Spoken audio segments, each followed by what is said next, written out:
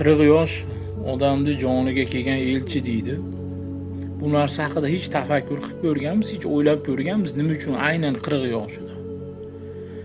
40 yoshga kirib, 40 yoshdan o'tayotgan paytlarimizda juda ko'pchiligimizda 99% odamda yaqinlaringizni yo'qotishni boshlaysiz. Siz uchun duogo'y bo'lgan ota-onalaringiz, qoni qarindoshlaringiz sizni duo qilayotgan.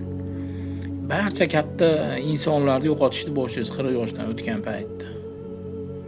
Mana shuning uchun yo'lda yurganingizda ham kichkina bir ariqqa qoqilsangiz ham endi biz ham katta bo'ldik-da, 40 dan o'tdik endi biz ham deb qo'yasiz. O'zi aslida sizni duo qilgan o'sha ota-onalaringiz yo'qligi hech xayolingizga kelmaydi.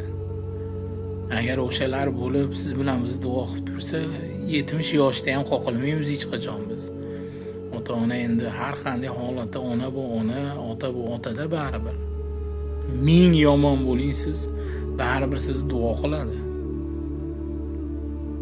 Otam, onam jaynamoz ustida namoz o'qib, namozini oxirida duo qilayotgan paytlarda ancha-muncha quloqimga chalinadi-da qilayotgan duolar.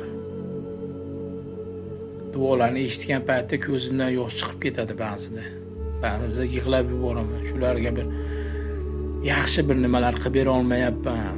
Shunday holatimda ham meni shunchalik duo qilyapti shularga ba'zida yosh chiqib ketadi duosini eshitsam. Mana shularni yo'qligi uchun ham shu 40 yosh siz bilan bizni jonimizga yetdi. Nima qilsak o'xshamaydi. Katta ariqlardan irg'i o'ta olmaymiz. Bu yoshimiz o'tganligidan emas, duogo'ylarimiz yo'qligidan bo'ladi bu.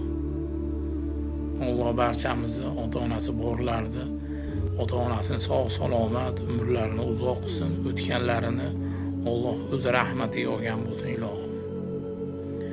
Ota-onani borida qadriga yetavering.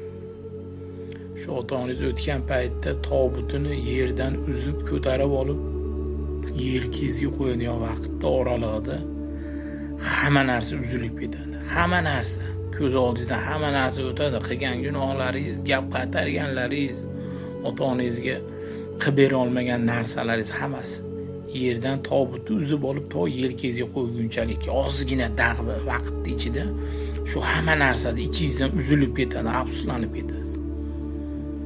O'sha kun ertami, kechmi baribir hammamiz boshimizda bor. Shu kun kelmasidan ota-onalarimizni ko'nglini olaylik.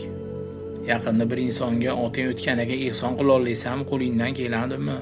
Desam, ha qo'limdan keladi, zo'r qilib ehsonlar qilaman dedi. O'sha ehsonni pulini hozir tirikligida ota-onangga yedirib qo'y dedim.